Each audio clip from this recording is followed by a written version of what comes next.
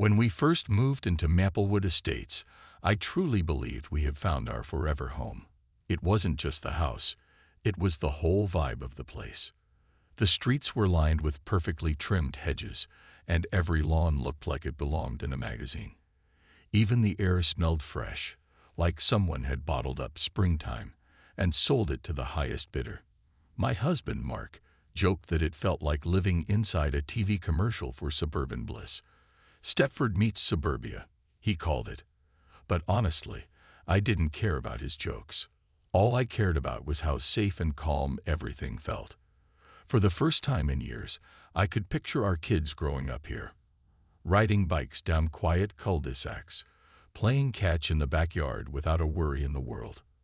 On the day we signed the papers, the HOA handed us a thick packet filled with rules. At the time, I barely glanced at it. Who reads all that stuff, right?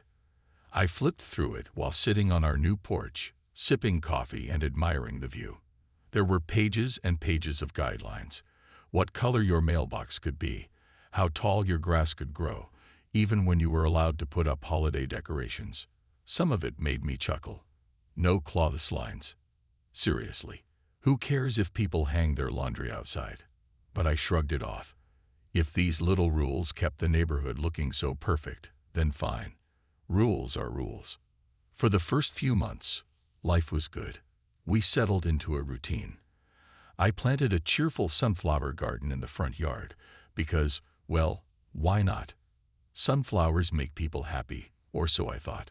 One sunny afternoon, as I'd watered my flowers, a neighbor stopped by to chat. Her name was Sarah, and she seemed nice enough. She complimented my garden but added, almost as an afterthought, just be careful. The HOA can get particular about things like that. Particular. I laughed it off, thinking she was exaggerating. How much trouble could a few sunflowers cause? Then came the letter. It arrived on a Tuesday morning, slipped neatly into our mailbox along with the usual stack of bills and junk mail. The envelope bore the official seal of the Maplewood Estates Homeowners Association. My stomach sank as soon as I saw it. Inside was a single sheet of paper, typed in crisp black font. It accused me of violating rule number 347. Front yard landscaping must adhere strictly to approved designs. Apparently, my bright yellow sunflowers clashed with the approved color palette of the neighborhood. As I read those words over and over, a strange feeling crept over me. Not anger, exactly, but something deeper. Disappointment, maybe, or unease. Mark tried to reassure me when I showed him the letter. It's just bureaucracy, he said, waving it away. Ignore it. But I couldn't ignore it. Something about the tone of the letter bothered me. It wasn't just telling me to change my garden. It felt like a warning, like they were watching. And suddenly, I started noticing things, the way certain neighbors avoided eye contact, the way others stared too long, like they were sizing me up. Had I stepped out of line without realizing it? Was this really about sunflowers, or was there something more going on beneath the surface? That night, as I lay in bed staring at the ceiling, I couldn't shake the feeling that moving to Maplewood Estates might have been a bigger decision than I'd realized. The letter about my sunflowers gnawed at me for days. I couldn't stop thinking about it, how something as harmless as flowers could become a problem. Mark kept telling me to let it go, but I couldn't. It wasn't just the accusation. It was the way the HOA had worded it, like they were issuing a decree rather than offering advice. Adhere strictly, they'd said. Who talks like that? It made me feel small, like I'd done something wrong without even knowing it. Finally, I decided to attend one of their meetings. If nothing else, I wanted to see these people face to face. The ones who thought they could dictate what grew in my yard. Maybe if I explained myself, they'd understand. After all, how could anyone object to sunflowers? They're cheerful, bright, and completely harmless. The meeting was held in the community center, a bland building with beige walls and fluorescent lights that buzzed faintly overhead.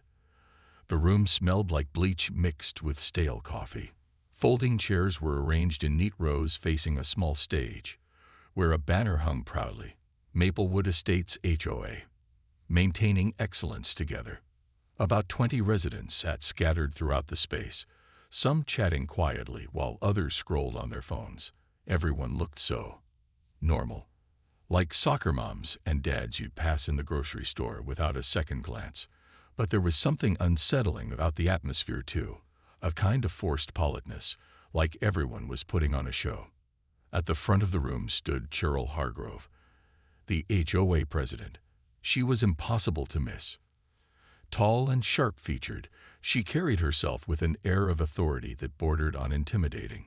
Her blonde hair was styled to perfection, and her clipboard never left her hands. She scanned the room with piercing eyes, making sure everyone was paying attention. When she spoke, her voice was calm but firm, leaving no room for argument. When it was my turn to speak, I stood up, clutching a notepad filled with points I jotted down earlier. My heart was pounding, but I forced a smile. "Hi," I began, clearing my throat. "I'm Rebecca Thompson, and I live at 14 Maplewood Drive. I received a notice recently about my sunflower garden, and I wanted to address it directly." Cheryl tilted her head slightly, studying me like a teacher sizing up a student who'd forgotten their homework. "Go on, Mrs. Thompson," she said coolly. "Well," I continued, trying to sound confident, "I understand the importance of keeping the neighborhood beautiful. Really, I do. But isn't there room for creativity, for personal expression? Sunflowers are happy. They bring joy. Doesn't that add value to the community?" For a moment, Cheryl didn't respond. She just stared at me, her expression unreadable. Then she finally spoke, her tone measured but icy. "Mrs. Thompson, uniformity is what makes this community desirable. Our guidelines ensure that every home contributes to the overall aesthetic. If everyone did whatever they pleased, we'd lose cohesion. Surely you can appreciate that." Her words hit me like a slap. Uniformity, cohesion. Wasn't life supposed to be more than matching paint swatches and identical shrubs? Before I could argue further, she moved on to the next agenda item, dismissing me with a flick of her pen. As I sat back down, I felt a mix of frustration and embarrassment. No one clapped or nodded in agreement. Instead, the other attendees avoided looking at me altogether, focusing intently on Cheryl or pretending to shuffle papers. It was like I'd committed some unspoken crime simply by speaking up. On the drive home, I replayed the meeting in my head. Cheryl's words echoed over and over. Uniformity is what makes this community desirable. But why did it feel so suffocating? Why did it feel like the HOA wasn't just maintaining order? They were controlling everything. That night, as I watered my sunflowers under the fading light of dusk, I realized something important. This wasn't just about flowers anymore. It was about freedom. And I wasn't ready to give that up. Not yet. After the meeting, things in the neighborhood started to feel different, off somehow. At first, it was little things that I tried to brush off as coincidences.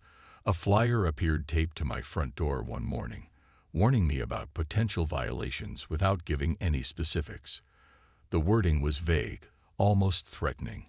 "Please ensure compliance with all HOA guidelines. Failure to do so may result in further action." It didn't mention what I'd supposedly done wrong, but the message was clear.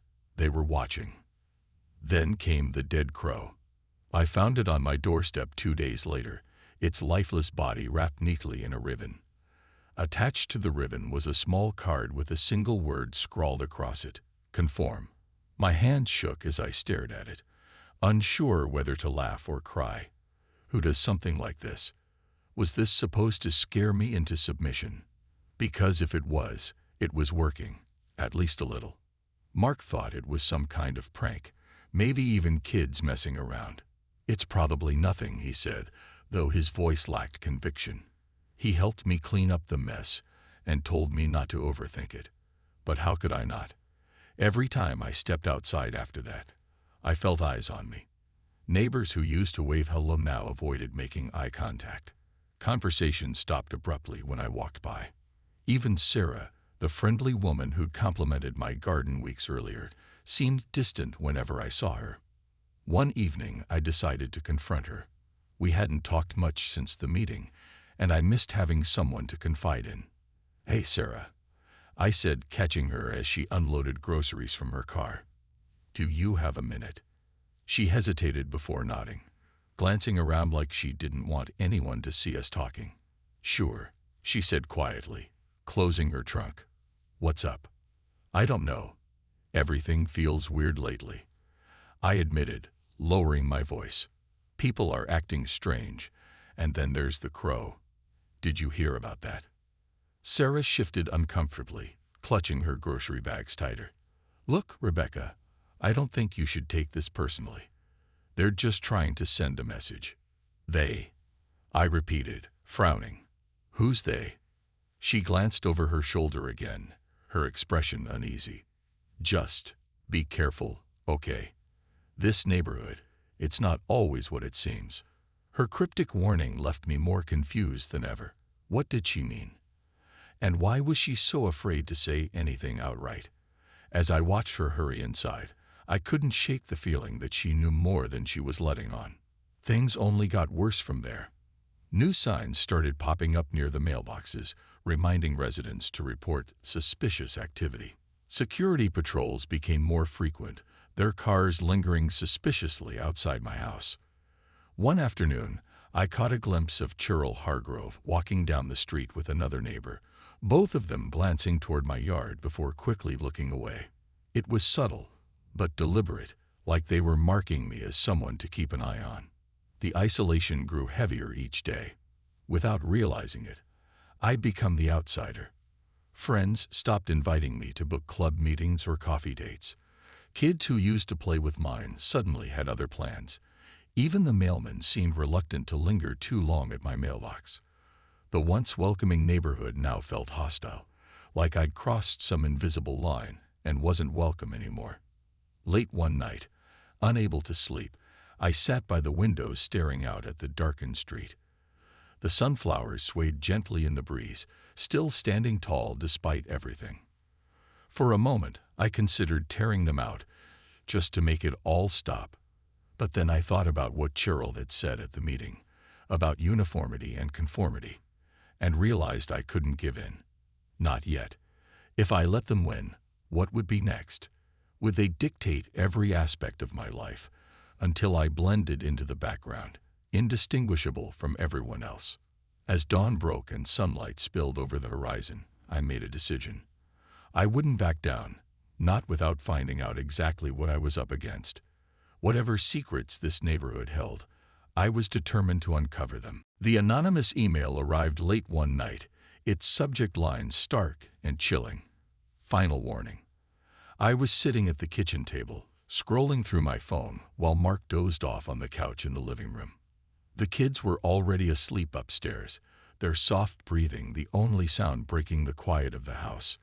When I saw the notification pop up on my screen, my stomach tightened instinctively. Something about those two words, final warning, felt heavier than anything I'd received before. I opened the email with trembling fingers, half expecting another vague threat or cryptic message. But what I read sent a shiver down my spine. It wasn't just a warning. It was a detailed list of everything they claimed I'd done wrong. Every minor infraction, real or imagined, was spelled out in cold, clinical language. They mentioned the sunflowers, of course, but also things I hadn't even thought about. The color of my welcome mat, too bright. The placement of my trash cans, not aligned properly. Even the way my curtains hung in the front window, asymmetrical.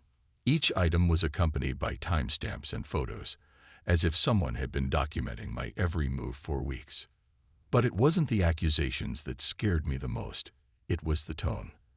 The email ended with a single sentence.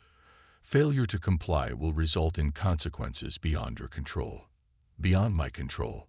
What did that even mean? My mind raced with possibilities, none of them good. Were they threatening legal action, fines, or something worse? I stared at the screen until the words blurred together, my heart pounding in my chest. For the first time since this whole ordeal began, I felt truly afraid, not just for myself, but for my family. If these people were willing to go this far over something as trivial as flowers, what else were they capable of? The next morning, I tried to act normal, but the weight of the email lingered over me like a storm cloud. I couldn't focus on anything. Not making breakfast, not getting the kids ready for school. Even Mark noticed something was off. "You're quieter than usual," he said during our morning coffee. "Everything okay?" I debated telling him about the email, but something stopped me. Maybe it was the fear of sounding paranoid, or maybe I didn't want to burden him with my growing unease. Instead, I shrugged and forced a smile. "Just tired." I lied. "Didn't sleep well last night." Later that day, I decided to dig deeper. If the HOA thought they could intimidate me into submission, they'd underestimated me. Over the past few weeks, I'd started noticing patterns. The same security cars circling my block, the sudden increase in routine inspections, the hushed conversations between neighbors whenever I approach.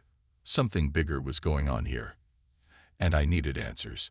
I began researching online, typing keywords into search engines late at night when the house was quiet. At first, I didn't find much, just forums where disgruntled homeowners complained about strict HOAs. But then I stumbled across something that caught my attention, an article about a neighborhood in another state where residents had accused their HOA of using scare tactics to enforce compliance. The details were eerily similar to what I was experiencing. Anonymous threats, excessive fines, even reports of vandalism against non-compliant homeowners. According to the article, the HOA there had ties to larger organizations known for exploiting loopholes in property laws to profit off homeowners. Could the same thing be happening in Maplewood Estates? It seemed far-fetched, but the more I thought about it, the more it made sense. Cheryl Hargrove's polished demeanor, the obsessive focus on rules, the way everyone fell in line without question, it all pointed to something bigger than maintaining curb appeal. That's when I realized I couldn't fight this alone. I needed help from someone who understood how these systems worked, someone who could see the bigger picture. As much as I hated to admit it, I needed to reach out to Sarah again. She hinted at knowing more than she let on, and now I had no choice but to push her for answers. The next afternoon, I knocked on her door, my nerves buzzing with anticipation. When she answered, her face paled slightly, like she'd been expecting me but hoped I wouldn't come. "Rebecca," she said softly, glancing behind her as if to check for eavesdroppers. "What is it?" "I need to talk to you," I said firmly, stepping closer. "And this time, I need the truth." For a moment, she hesitated, her eyes darting toward the street. Then she stepped aside, letting me in. Whatever secrets she'd been keeping, I was finally going to uncover them, and maybe, just maybe, figure out how to take the HOA down once and for all. When Sarah let me into her house, I could tell she was nervous. Her hands fluttered around as she closed the curtains, and she kept glancing toward the window like someone might be watching. The cozy living room, usually filled with warm colors and the scent of vanilla candles, felt tense and suffocating. She motioned for me to sit on the couch but didn't join me. Instead, she paced back and forth, wringing her hands. "Sarah," I said gently, trying to steady my own voice. "You don't have to be afraid. I just need you to tell me what's going on." She stopped pacing and looked at me, her eyes wide with a mix of fear and guilt. "You don't understand, Rebecca. You're playing with fire here. These people, they're not just your average HOA. They don't mess around." I leaned forward, gripping the edge of the cushion. "Then help me understand. Why are they doing this? What do they want from me?" She hesitated, chewing on her lip before finally sitting down across from me. "It's not just about rules or conformity," she began, her voice barely above a whisper. "It's about control, money, power. Cheryl runs this place like her own little kingdom, and anyone who steps out of line gets punished, sometimes in ways you wouldn't believe." Her words sent a chill through me, but I pressed on. "Punished how?" "Like the dead crow. The email. What else are they capable of? Sarah sighed heavily, rubbing her temples. That's just the beginning.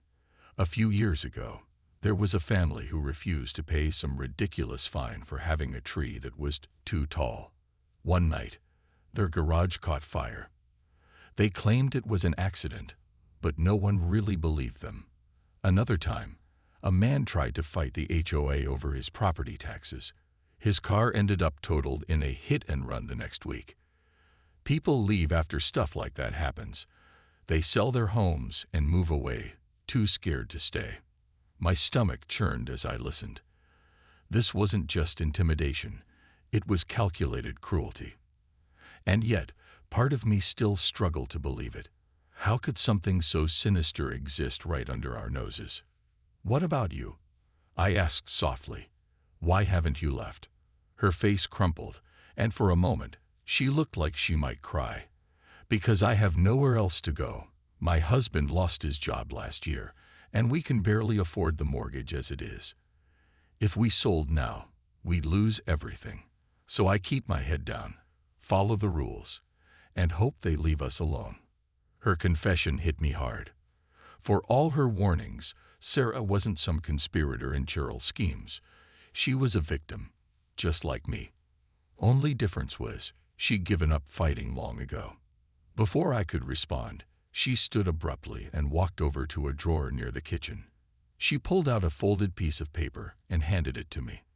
This might help, she said quietly. I shouldn't even have it, but I couldn't bring myself to throw it away. I unfolded the paper, my heart racing. It was a map of sorts, marked with locations labeled Storage Unit B12 and monthly meetings, third Thursday.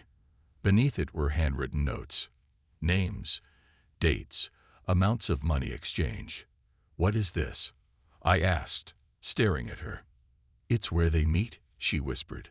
Not the official HOA meetings, the real ones. That's where decisions get made, where they plan. Things.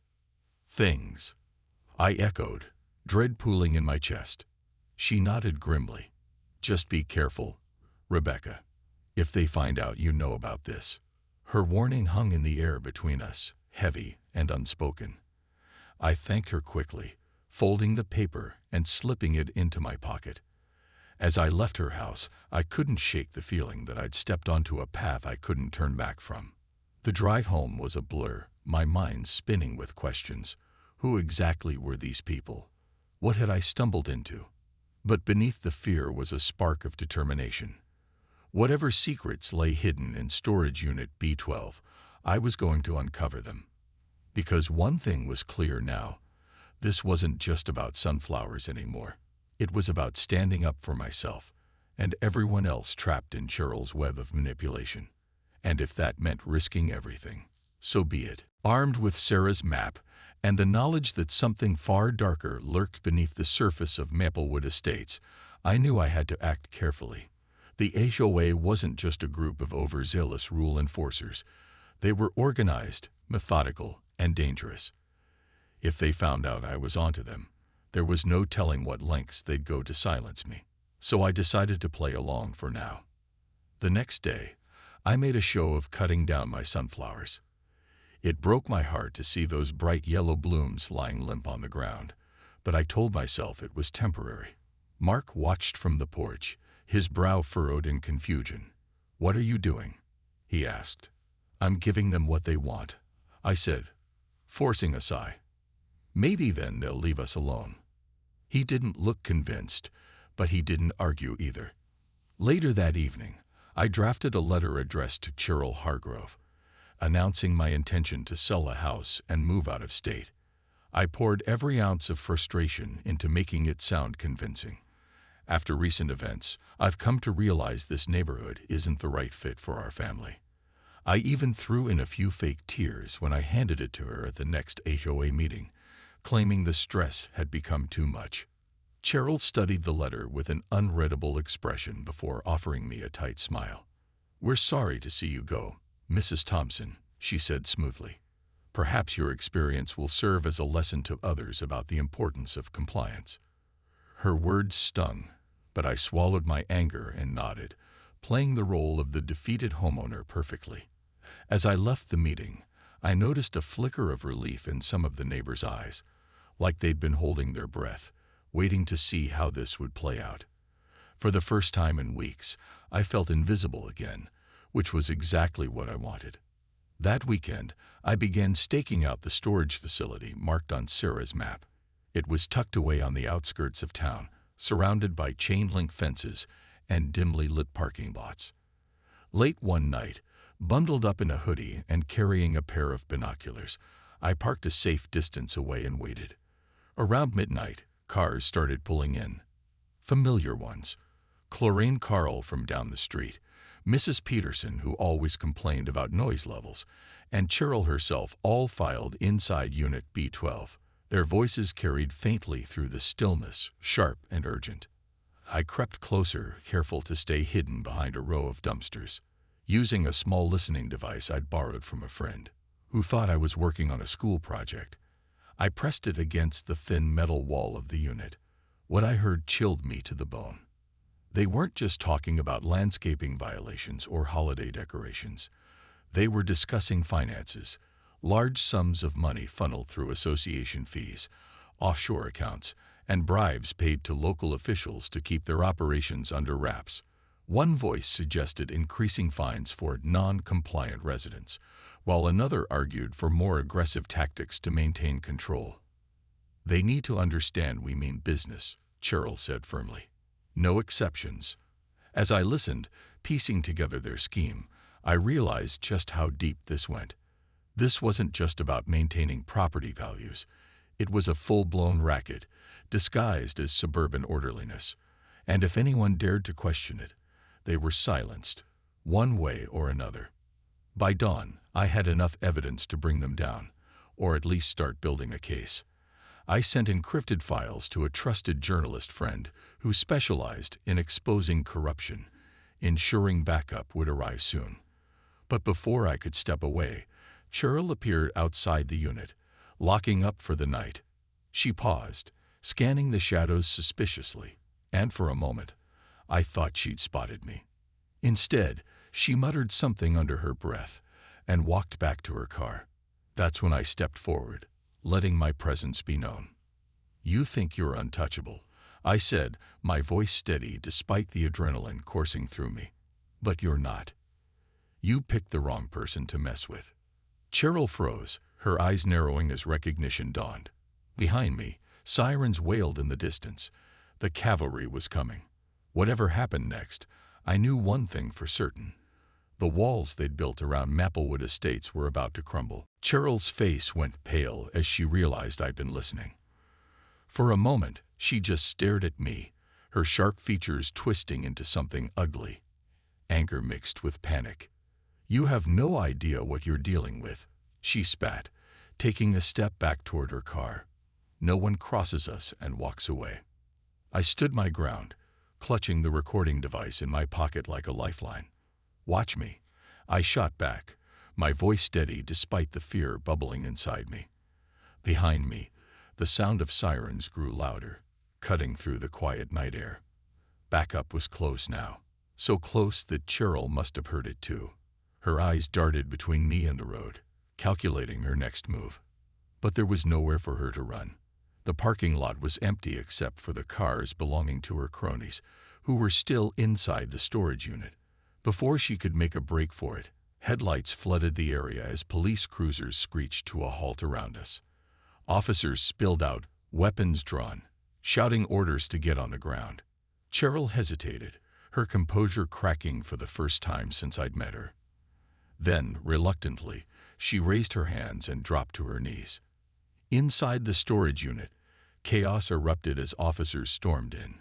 Chlorine Carl and Mrs. Peterson looked stunned, caught red-handed amidst piles of documents detailing their illegal activities. Files labeled offshore accounts and property tax fraud were scattered across a folding table, along with ledgers showing payments to local officials. It was all there, the proof I'd been searching for. By sunrise, the news had spread like wildfire. Neighbors gathered outside, whispering in shock as law enforcement hauled Cheryl and her accomplices away in handcuffs. Sarah was among them, her arms crossed tightly over her chest, tears streaming down her face. When she saw me, she hesitated before walking over. "I'm so sorry," she said, her voice trembling. "I should have said something sooner. I was scared." "You did enough," I told her gently, placing a hand on her shoulder. "Without your help, none of this would have happened." As the days passed, stories began pouring out from other residents, stories they'd been too afraid to share until now. One family revealed how they'd been fined thousands of dollars for refusing to repaint their house a shade lighter. Another described how their dog mysteriously disappeared after they questioned an HOA decision. Each account painted a clearer picture of the web of fear Cheryl had woven around us. For the first time in months, Maplewood Estates felt different. Not perfect, but real. Freed from the weight of constant surveillance, neighbors started talking to each other again. People laughed on porches, kids played in yards, and gardens sprouted up everywhere, colorful and wild. My own sunflowers returned, replanted defiantly in the front yard as a symbol of resilience. Mark and I decided to stay in the house after all. Selling it would have meant giving up, not just on our home, but on the fight to reclaim our community. Every morning, as I watered those sunflowers under the golden light of dawn, I felt a deep sense of peace. The battle hadn't been easy, but it was worth it. Looking back, I realized the HOA wasn't just about rules or conformity. It was about power. They tried to control us, to strip away our individuality and replace it with fear. But they underestimated one thing: the strength of people standing together. In the end, their walls crumbled not because of anything extraordinary I did, but because ordinary people finally found the courage to push back. And sometimes, that's all it takes to change the world, or at least your little corner of it.